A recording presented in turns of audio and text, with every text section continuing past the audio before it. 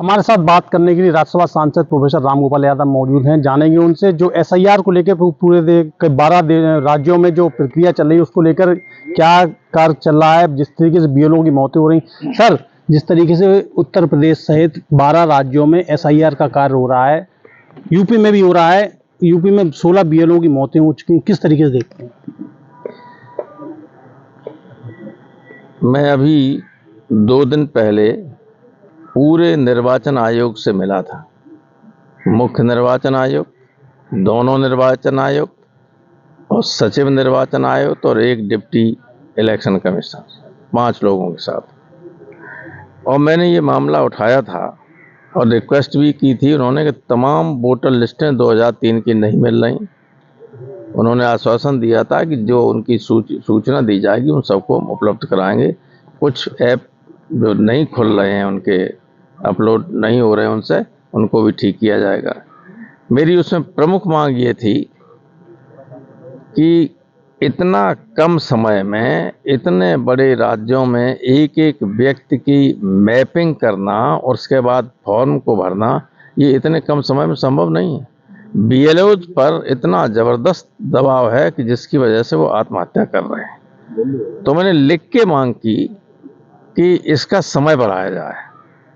और जो अभी ब्याह शादियां भी चल रही हैं, आगे क्रिसमस है, तो देश के विभिन्न धर्मों, संप्रदायों, वर्गों के लोगों के सब व्यस्त हैं।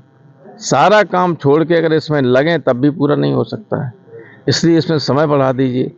कमीशन का ये कहना था कि उत्तर प्रदेश में तो राज्य चुनाव बाद में है, लेकिन कुछ राज्यों में चुनाव हैं, वो ये कहेंगे कि हमारा चुनाव हम चुनाव से पहले नहीं कर पाएंगे। तो हमें वहाँ करिए आप, लेकिन उत्तर प्रदेश में टाइम है तो इसमें टाइम बढ़ाइए। देश का सबसे बड़ा राज्य है।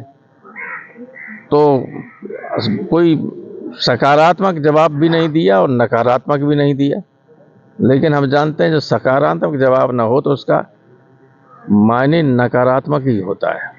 एसआईआर प्रक्रिया पूरी होने से पहले सूबे के मुख्यमंत्री ने कहा है कि पूरे उत्तर प्रदेश में डीएम को लेटर जारी किया है कि डिटेंशन सेंटर बनाए जाएंगे, जिसमें बांग्लादेशी घुसपैठियों को रखा जाएगा। किस तरीके से देखते हैं इसको आप? अगर बांग्लादेश से घुसपैठिए हैं तो 4 और 5 साल हो गए, 6 साल हो गए इन्हें, 9 साल होने वाले हैं। 9 साल में ये किसी घुसपैठियों को पकड़ नहीं पाए, तो इससे नाकारा सरकार और नाकारा मुख्यमंत्री कौन हो सकता है? जो अब डिटेंशन सेंटर की बात कर रहे हैं, आप मुख्यमंत्री हैं, आप किसी को पकड़ ही नहीं पाए अभी तक। Not a man, single man Bangladeshi पकड़ पाए, तो सत्ता में क्यों बैठे हुए आप तो इस लायक नहीं एक दिन भी सत्ता में रहो। अगर आप ये स्वीकार करते हैं कि उत्तर प्रदेश में बांग्लादेशी घुस आए, आप क्या करते रहे? आपकी इंटेलिजेंस क्या करती रही? आपकी पुलिस फोर्स क्या करती रही? ये अपने आप में स्वीकारोक्ति है कि ये सत्ता चलाने लायक नहीं, या ये लगातार झूठ बोल रहे हैं जनता को भ्रमित करने के लिए। बिहार में एक भी नहीं नया एसआईआर हो गई, कितने डिटेंशन सेंटर बने, कितने लोग गिरफ्तार किए इन्होंने, इसे पूछिए जाके। सूबे के सरकार ने खुद ये तय किया है कि जब घुसपैठिया मिले नहीं है तो डिटेंशन सेंटर कैसे बनेंगे और कौन रहेगा, ये आने वाले समय बताएगा। विपक्ष की बात जो विपक्ष ने कही है उसको सुना जाएगा या सरकार अपनी मनमानी तरीके से अपनाती रहेगी। नदीम सिद्दीकी, भारत समाचार, मैनपुरी।